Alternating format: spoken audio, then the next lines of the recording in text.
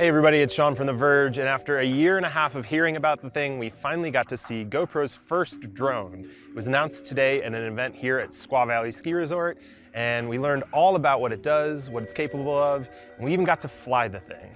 Now the big thing with Karma is that it's easy to use, and that means a couple different things. The first is that it's small, and unlike a lot of other drones on the market, it folds up. GoPro is actually selling it with a backpack that it'll fit inside once you folded it all up.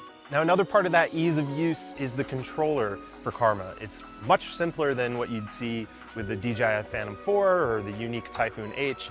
It's just a clamshell controller that pops open, and it only has a couple buttons. There's two joysticks for controlling Karma. There's a button for starting and stopping the motors. There's a button that will bring Karma back to the spot that you took it off from.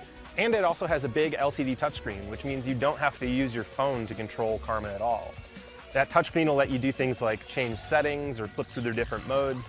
Karma comes with a couple different modes like cable cam or droney or an orbital camera mode. Now I've never flown a drone before, so all of that sounded really exciting to me. And for the most part, my first flight went really smoothly.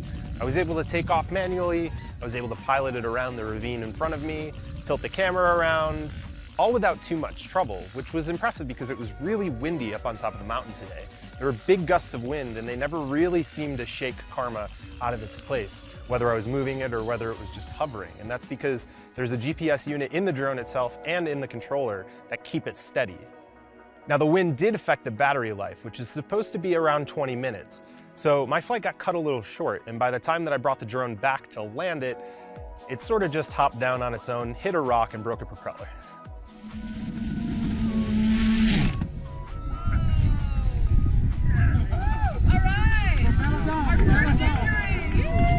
Now this might be an easy drone to use compared to some of the other ones on the market, but that doesn't mean you're going to be able to pick it up and fly it right away. Now the last cool thing about Karma doesn't even have to do with flying it at all. You can take the 3-axis gimbal right off of the front of the drone and put it onto a handheld mount that comes with Karma to turn your GoPro into a small little Steadicam rig.